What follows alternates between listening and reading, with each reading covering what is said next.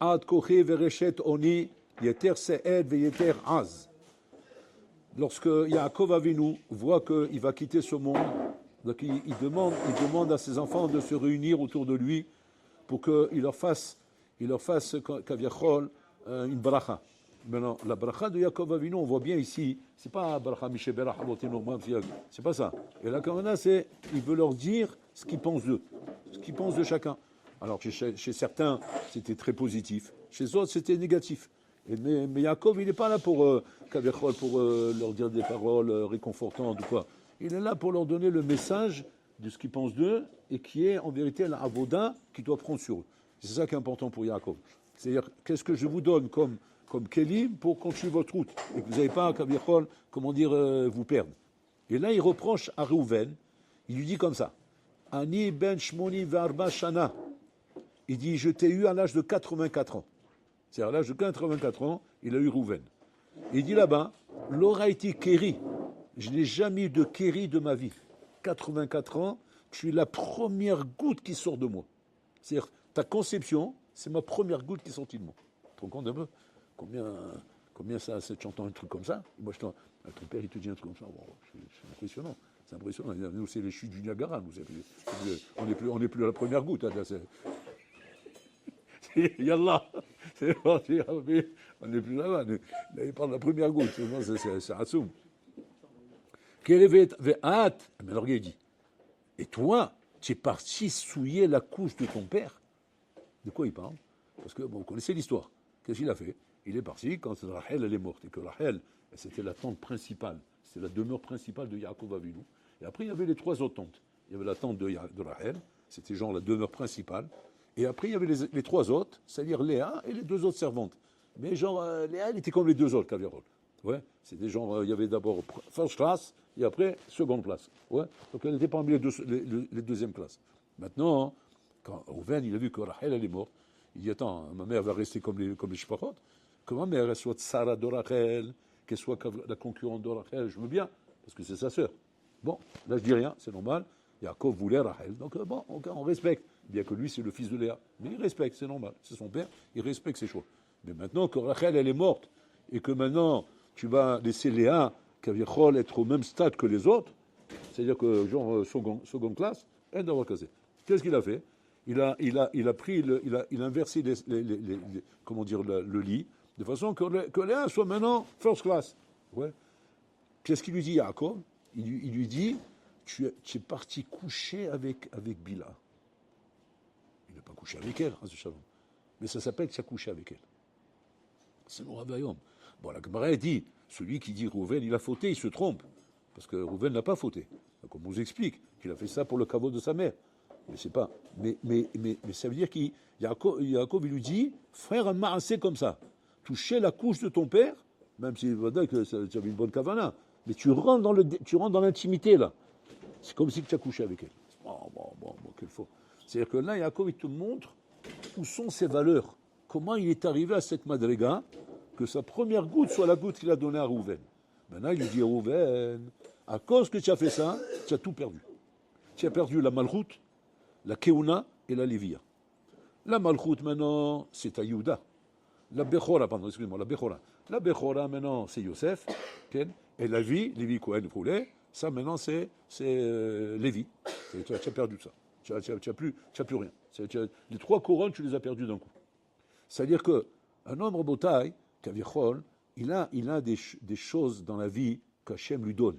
Qu'Hachem lui donne et qu'Hachem, il veut que le bonhomme exploite ça. Et qu'avec ça, il développe et qu'il devienne quelqu'un. Alors le bonhomme, il doit prendre conscience de ça. De se dire, attends, dans la société, on ne voit pas tout de suite qu'on représente quelque chose d'important. Au contraire, on a tendance dans la société à nous rapetissir, à nous rendre, des numéros de sécurité sociale. Bon, ça va, tiens, Asma, 18 ans, qu'est-ce que tu crois qu'il va sortir toi, pour qui tu te prends, Mata Hochem, mais ça va, tiens, un stam comme ça. Très important, Rabotai, sans prétention, parce que c'est pas de la prétention et de l'orgueil, Rabotai. C'est pas shoot, c'est la prise de conscience. C'est ce qu'il lui dit Shmuel à Shaoul HaMelech. Shmuel, quand Shaoul HaMelech, il a eu la mission d'aller exterminer Amalek, Shaoul Amelech, il n'a pas réussi à faire ça. Il n'a pas fait. Pourquoi il n'a pas fait? Il avait la pression du peuple. Que c'est dommage de faire de cette manière. On n'est pas des sauvages, on est des soldats. On ne va pas tuer des enfants, des femmes, tuer du bétail, tuer des. Tu te rends compte un peu, c'est-à-dire c'est une guerre spéciale, ça, c'est pas une guerre classique. Une guerre classique. On a des soldats en face de tout. On se bat, on a terrassé les soldats. Ça y est, la guerre elle est finie. Maintenant les femmes, les enfants, on ne touche pas. On va pas parce qu'il y a une guerre, comment dire, massacrer tout le monde. C'est Daesh ça, c'est plus une guerre normale. Daesh il fait des choses pareilles. Il viole, il tue, il matraque, il brûle. C'est des sauvages, ça, c'est des indigènes, c'est des malades mentaux. Donc Shaoul Améler, qui était un roi, il s'est dit, je ne me vois pas faire des choses pareilles. Alors qu'est-ce qu'il a cru bien faire? Il a pris Agag, le roi de Amalek, il a amené vivant. Ça, ben voilà, on a fait une prise d'otage. Après, il a des animaux, il les a pas tués. Il a dit, on va les amener en korbanot, rouler. Shmuel Hanavi, à ce moment, il attrape Shaoul, lui dit, ça y est, tu as perdu ta malchoute. Tu n'es pas digne d'être Méler, tu es trop Hanav. C'est trop Hanav. Quel rapport la Hanava? C'est ta Hanava qui t'a tué. Si tu avais la gava de remplir ta mission, tu n'aurais même pas eu un safek sur le fait d'accepter de massacrer tout le monde. Simplement en sachant, c'est ma mission. Maintenant, qu'est-ce qui donne la force à un homme en bataille? Que la mission qu'on lui donne, qu'Aviachol arrive à bousculer ses régachotes, à faire taire ses régachotes. Parce que c'est ça la mission. La mission, c'est quoi? J'ai des régachotes. Alors les régachotes, ça part dans tous les sens. Des régachotes, bon, je suis jeune, des régachotes, je veux rigoler, je veux m'amuser, je veux me détendre, je veux faire ça, je ne me vois pas faire ça, ou bien je ne suis pas encore là-bas, ou bien je ne suis pas arrivé à cette madriga, ça c'est l'oreizé kerizat sadashev shebahen, akol régachot. Régachot qui sont dirigés par le dimion. Le dimion de croire, bon, il ne faut pas se prendre au sérieux, on n'est pas là-bas, on n'est pas là-bas. Yaakov, il vient ici lui dire à Réhouven, parce que tu ne te prends pas au sérieux, c'est pour ça qu'Enachinami, tu as tout perdu. Pareil, Shaoul Améler. Tu as perdu ta malchoute, tu t'es pas pris au sérieux. C'est-à-dire, tu n'as pas accepté de croire qu'on t'a donné cette mission, et cette mission, il fallait la mener à terme. Et comme tu ne l'as pas menée à terme, tu as perdu ta malchoute. C'est-à-dire qu'on voit de là, d'avoir ma ville, qu'un homme rabotaille, parce que malheureusement, il ne prend pas au sérieux ce qu'il est, il perd. C'est pas comme nous on croit. Nous on croit, non, ben ça va, comment dire, c'est des étapes, à un moment donné, ça, on sera plus sérieux, on sera. Non, on te donne une chance, tu as loupé ta chance, après tu rattrapes avec ce qu'il y a. Mais tu as peut-être perdu le coche, tu as peut-être perdu le bras tendu qu'Hachem t'a donné ici. Quand un baron il vient à la yeshiva, hein, comme on l'a dit, on l'a répété, ou ça fait gadolador. Ça fait gadolador. Ça fait gadolador, c'est-à-dire c'est pas des paroles stables qu'on jette comme ça. Ouais, c'est pas des paroles. On essaie d'où on sort ça dans Tosot donc tout vote, qui ramène à propos de Kalba Saboua, hein, qu'il avait fait le neder de déshériter sa fille. Et quand maintenant, Pitom Biliezer Agadol, qui est le maître de la Biakiva, il a invité à Kalba Saboua, hein, il a dit, j'ai invité un Tam Chacham, tu vas écouter un Dvar Torah et tu me dis ce que tu en penses. Il a fait parler à Biakiva. Il n'a pas reconnu que c'est Rabbi Akiva. Quand il a fini par il a dit, qu'est-ce que tu penses de ce Chacham? Il dit, ouais, que je pense de ce Chacham. Il dit, vous me faites souffrir quand vous dites ça. Il dit, pourquoi? Il dit, parce que voilà ce que j'aurais voulu pour ma fille. C'est ça que j'aurais voulu pour ma fille. Ma fille s'est mariée avec Rodriguez, ouais, le gringo, avec le chapeau de paille comme ça. C'est un jardinier, tu vois. Il dit, voilà, malheureusement. Il dit, et si jamais, effectivement, Pitom, le garçon avec qui s'est mariée ta fille, oui, il serait comme ça. Wow, elle vaille. Il dit quoi? Tu continuerais à la déshériter? Tu jamais de la vie. Tout est pour elle. Je lui donne tout. Il dit, c'est comme ça, ton néder, il est parti. Tu n'as plus de néder, tu n'as plus de trucs, tu n'as plus de problème, c'est ton khatan. Maintenant, ton chose sur place, il s'arrête. Il dit, Marie, il est matière bémolade. Il n'est pas matière bémolade. On ne peut pas être matière bémolade. C'est d'avoir que quoi? Qu'il n'était pas dans la missiout. Ces choses-là, là, quand il a fait le néder, elle n'était pas là. Pourquoi elle n'était pas là? Parce qu'il n'était pas encore là-bas, il était encore à Marez, au Koulé. Tosot, il dit, Chazaka, c'est une Chazaka, Shadam, Sholech, Lilmod, Shinya, Adam Gadol. Donc ça veut dire que ce n'est pas quelque chose qui est nolad, ce n'est pas quelque chose qui n'est pas dans la mitsiout, c'est quelque chose qui est une mitsiout, c'est une mitsiout. Du moment où tu arrives à l'Eshiva, ça y est, tu vas devenir Chazaka, tu es Adam Gadol. Maintenant, où est le problème? Le problème, c'est que, est-ce que tu te prends au sérieux? Est-ce que tu prends ça au sérieux? Ou bien non, bien tu ne prends pas ça au sérieux. C'est-à-dire que pour toi, ça reste à Akol, Sipurim Be'alma. Sipurim Be'alma. Et c'est là le problème. Le Tzara, quand il voit effectivement que le bonhomme à Bota, il ne prend pas au sérieux, Mamash, que Hachem Kaviachol lui met sous sa main, il lui donne comme possibilité. Et que le bonhomme ne prend pas ça au sérieux, qui peut sortir de lui des choses inimaginables, des choses grandes, d'où sortent les gdolim, Rabotai. Où est le terrain où on cultive les gdolim? C'est un yeshiva. Donc voilà que le bonhomme il se dit, je suis sur le terrain, je suis la graine. Le terrain il est là, la graine elle est là, la mitzvot elle est là. Il manque simplement que moi je sois là, c'est tout. C'est quoi que moi je sois là? Que je prenne au sérieux ces choses-là. Shani Karizebir Sinut Rabotai.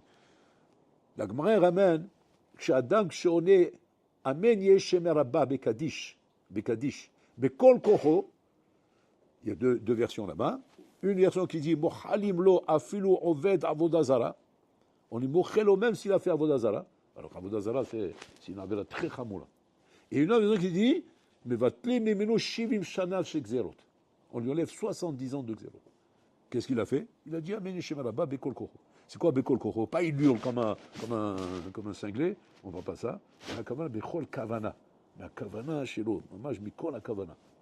C'est quoi ce truc-là? Tu vas dire quoi? Bon, c'est des paroles de Chazal, c'est des zgoulots, des nianiv roulés. Encore une fois, tu ne prends pas au sérieux. Et comme tu ne prends pas au sérieux, ça ne peut pas arriver. Ça ne peut pas arriver qu'une chose comme ça se fasse. Mais pourquoi? Parce que tu ne prends pas au sérieux. La différence entre les Gdolim, en Botaï, et les autres personnes, on ne va pas dire nous, les autres personnes en Botaï, c'est que pas chose, c'est que les Dolim ont tout pris au sérieux. Ils ont tout pris au sérieux. Les Chazal, ils ont dit, on prend au sérieux. Ils ont dit ça, on prend au sérieux. Ils ont pris tout à la lettre à Botaï. Parce qu'ils ont compris que quoi? Que ce n'est pas des paroles en vain. Si les Chachamim et les Chazal nous disent des choses, c'est que c'est émettre la mita chez le Torah. Sur d'autres bêtises dans la vie, on fait confiance. On ne va pas faire confiance aux Chachamim ou à Botaï. En safek, que ce que les Chachamim nous disent à Botaï, c'est peser, repeser, c'est émettre la mita chez le Torah. Simplement, hein, il faut y croire. Et parce qu'on n'y croit pas, alors malheureusement, on néglige. On néglige et on laisse. Et quand on néglige ces choses-là, automatiquement, Rabotai, alors on se met à croire à d'autres choses qui sont plus proches de nous, qui sont, ce qu'on fréquente toute la journée, nos bêtises, nos ch'touillottes, nos rigachotes, qui sont en vérité complètement à l'opposé du émet de la Torah, chez la Torah, Rabotai. Où l'homme, il doit bien se mettre dans la tête de se dire attention, ne va pas t'égarer, ne va pas te perdre, parce que là, tu as devant toi, mamash, de quoi devenir un gadol d'Israël, devenir un homme chashuv, devenir quelqu'un qui est capable, mamash, simplement quand demain, Bez Hashem, chacun il va se marier, Bez Hashem, il aura le rôle de devenir un papa et d'amener des neshamot dans le monde. Et que maintenant on lui dit comme ça, fais attention, les neshamot qui viennent dans ce monde s'appellent des neshamot mitachat kisa kavod, ou bien des neshamot midor amaboul. C'est quoi qui va faire la différence? Toi? C'est toi qui vas faire la différence. Quand? Dans ta conception. Comment tu vas concevoir la chose? Si tu la conçois avec Bishuvat Da'at, ouais, Birhimu ou Richimu, c'est-à-dire Birat Shamaim, alors tu vas te zocher de descendre des Neshamot, de Tarat Kisa Gavod. Tu seras entouré chez toi à la maison, à ta table, avec vraiment des Tamidei Chachamim, des Bachurim, Mamash, Miyuchadim, Anashim Miyuchadim, Rabotai. Des gens qui sont Mamash de valeur. Alors que si jamais tu ne prends pas ça au sérieux, ouais, et que pour toi, aller avec sa femme, ouais, c'est une partie de plaisir, ou bien je sais pas ce que c'est, oui. Et tu fais ça après avoir regardé un film, ou bien après avoir écouté des ch'touillottes, après avoir raconté des blagues. Alors qu'est-ce qui va te sortir là-bas? Il va sortir là-bas Rambo. Comment? Et c'est ça la différence à Botaï. Après le bonhomme, il va commencer à se poser des questions. Mais pourquoi c'est comme ça? Pourquoi ils sont durs? C'est Yeridata Dorot, c'est d'or caché, on est dans un dor difficile, rouler. Rabbi Yaakov Bessa, il disait, il n'y a pas d'Yeridata Dorot. Yeridata Dorot, c'est Yeridata Roche. C'est notre tête qui descend dans Botaï. Et quand elle descend, alors malheureusement, on est face à un dor compliqué. Et le dor compliqué commence à te faire croire effectivement qu'on n'est plus à ce niveau. On n'est plus à ce niveau de pouvoir faire des grandes choses, des choses extraordinaires, des choses miyuchadim, rabotai. Quand le Tzara arrive à nous faire croire ça, c'est là qu'on perd les pédales. Mais quand maintenant on garde en tête de se dire quoi? Attention, cette même Torah, c'est la Torah qu'on pratiquait à Votenu Akdoshim. On n'est pas devant une Torah Hadasha. On n'est pas devant une Tfilah Hadasha. On n'est pas devant des Misvot Hadashot. C'est les mêmes Misvot, la même Torah, la même Tfilah qu'on pratiquait tout à Avot Agenoshim, Rabotai. Et nos Avot Agenoshim, avec cette Torah, avec cette Tfilah, avec ces Misvot, sont devenus des Gdolim. Nous, on a la même Torah, les mêmes Misvot, la même Tfilah. Sinon, on n'arrive pas à devenir des Gdolim, la raison, elle est chez nous, comme il dit Yaakov ici à son fils. C'est-à-dire quoi? Tu as perdu. Tu as perdu pourquoi? Parce que tu n'as pas compris, Nachinami, comment dire, la chance qu'on t'a donnée ici. La chose extraordinaire qu'on t'a mis entre tes mains ici. On prend Rabbi Akiva. Rabbi Akiva, lui aussi, Rabouta, il aurait pu ne pas croire. Parce que, tu te rends compte, un bonhomme, il arrive à l'âge de 40 ans, même si maintenant, Rachel, elle veut se marier avec lui, ok. Et elle lui dit, je me marie avec toi si tu deviens un gadol. C'est-à-dire, comment il va accepter ça? Comment il va accepter de croire une chose pareille, à l'âge de 40 ans, de devenir un gadol, alors qu'il est Ammares d'Oraita, de Rabbanan, Alpi Kabbalah, il est Ammaré dans tous les autres. Qu'est-ce qu'il va, quelle avamina une chose pareille? Sa chance, ça a été quoi? C'est qu'il y a cru. C'est ça sa chance. Il y a cru. Il a cru, il a pris les paroles de Rachel à la lettre. Et il n'a rien mis. Il s'est mis à se bagarrer pour ça. Maintenant, n'importe qui aurait entendu une histoire pareille, qu'est-ce qu'il aurait dit? Laisse tomber, c'est pas pour toi. On ne peut pas à ton âge arriver à des madrigaux pareils. Et même si tu arrives, tu seras un bon Baal Tshuva, avec un bon juif, avec des miotovot, c'est déjà pas mal. C'est déjà pas mal. Tu seras un tzaddik par rapport à ton niveau. Non, elle veut qu'il soit Gadol Ador.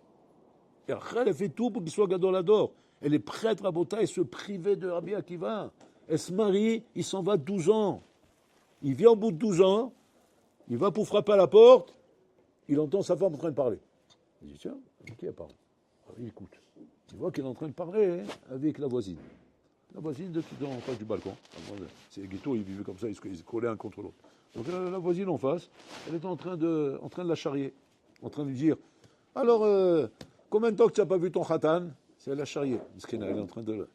Elle dit, bon, il est parti étudier. Ouais, mais ça fait longtemps qu'on ne le voit pas. Elle sait qu'il est parti. Mais elle la charrie. Elle dit, quoi, ça te fait rien? Ça te fait rien comme ça qu'il s'en va, comme ça? C'est pas un mois, 2 mois, 12 mois, c'est 12 ans. 12 ans, tu te rends compte un peu, tu vis comme une almana, comme une femme veuve, comme une veuve. Ça y est, remarie-toi. Il n'est pas pour toi, ce garçon. Il a perdu la tête. Pas savoir où il est maintenant. Pas savoir s'il est pas parti en Amérique. Il est parti là-bas, Miami Beach, en train de faire la danse du ventre, à Tahiti, là-bas, avec les trucs là. Il est en train de faire la danse du ventre là-bas, avec les femmes là-bas. Qu'est-ce que tu t'imagines? C'est un homme. C'est Gever. Qu'est-ce qu'il fait un homme? Qu'est-ce qu'elle lui dit à ce moment-là? Elle lui dit, je sais que mon mari est parti pour devenir un gadol. Il est parti à la yeshiva. Et je suis tellement convaincu de ça, que si maintenant il vient maintenant, et je lui dis comme ça, il me demande de partir encore 12 ans, je le laisse partir encore 12 ans. Comme ça il dit. Et lui, il entend ça, Rabbi Akiva, herbe, c'est ça, voilà, Macron. Après, mais je lui demande à Sheila, attends, tape à la porte. Il dit un petit bonjour, bois un café avec elle, demande-lui comment ça va. Ça lui fera plaisir à la madame. Elle est contente de voir son mari qui vient comme ça et qui s'assoit avec elle. Est-ce que ça aurait été compromettant pour le plan de faire encore 12 ans? Au contraire, tu auras la bracha de ta femme. Elle-même, elle a dit, donc elle va le faire. Elle va te dire, bracha d'aslacha, salé shalom, va mon mari, va étudier la Torah. Et au contraire, tu as ma bracha. Et à ce moment-là, c'est zenen et vezelo chaser. Lui, il est content. Et elle aussi, elle est contente. Pourquoi tu fais ça, Rabbi Akiva? Moi, toi, c'est d'avoir casé. Et là-bas, il dit pourquoi? Pour que ce soit ratsouf. Que ce soit ratsouf. Ce soit pas avec une interruption. Maintenant, là-bas, il pose une question, il demande, imaginez-vous, Rabotai, que Rabbi Akiva, quand il a étudié 12 ans là-bas, les 12 ans qu'il a étudié, c'était pas ratsouf. C'est-à-dire qu'il y a eu des petites interruptions.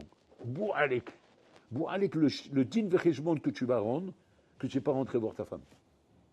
C'est-à-dire que si c'est pas que lui déjà, il est là-bas, il est dans cette mitzvot là, mamage de Ratsouf, et que là il a fait parce que, par obligation, vis-à-vis de sa femme, qui est obligé de voir, parce qu'il avait un éther de 12 ans, donc il vient au bout de 12 ans, et que maintenant il entend qu'il a un éther de encore 12 ans, c'est on renouvelle le contrat, mais il n'y a pas.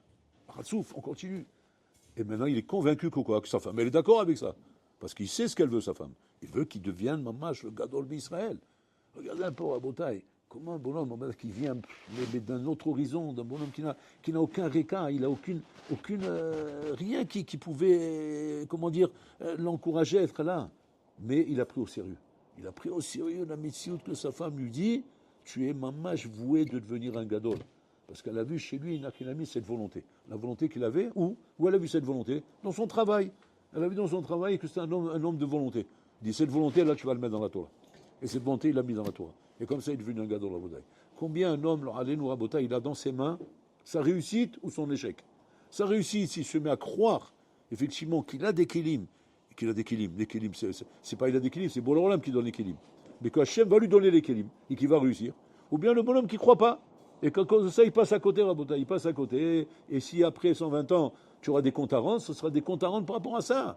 Parce que, comment dire, les kélim, on te les a donnés, on pouvait te les donner. Et même si on ne te les a pas donnés, on pouvait te les donner. Simplement, hein, quand tu n'es pas sérieux et tu ne prends pas au sérieux, alors malheureusement, les kélim, on ne te les donne pas. Toute la voda, elle est là, Rabotai. Toute la voda, elle est là. Et c'est ce que Yaakov veut nous apprendre ici. Il veut nous apprendre ici combien on doit, maman, faire attention. Maman, je dis Zahir, maman, de faire attention que la responsabilité et la chayou que nous avons. Mais ça, c'est la fin du monde. Là, combien on doit faire attention à Rabotai, à chaque chose, ne pas prendre dans la rigole les choses, comprendre, c'est pas chou de Rabotai. Quand tu te lèves le matin, tu dois réfléchir 10 fois avant de te dire je reste dans le lit ou je me lève. Qu'est-ce que tu restes dans le lit? Mais bon, alors l'homme, il attend pour que ce soit un nouveau jour où on est mamlir et Takadosh Baruch Hu. Le bonhomme, il a ça en tête que quoi? On compte sur moi, on m'attend en Bétamidrash pour que je sois là pour faire régner Hachem. Et pas seulement que tu dois être là, tu dois être là parmi les 10 premiers. Parce que les 10 premiers, c'est eux qui amènent la Shrina, pas le 11e. Calva Romer, pas le dernier. C'est au moins parmi les 10 premiers. Ouais, et être là, il se levait. Pourquoi? Parce que je sais que ça chez Milatan, seulement quand, malheureusement, on fait un autre Ejbon.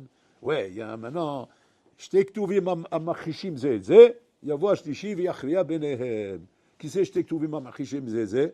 Katuvecha, d'accord, je me dis, viens, la tfila. La couette, elle me dit, reste au lit. Donc, Shtek Tuvim Amachishim Zeze, Yavo Shlishi Viachria Benehem. C'est qui le shlishi? C'est le hamar que tu es, ouais. Tu vas dire, voilà, je reste sous la couette. Je reste sous la couette, c'est Hazaka. Hazaka veut dire que ça emporte sur le. Et c'est ça le ta'oud, Rabotai. Le ta'oud, il est chez le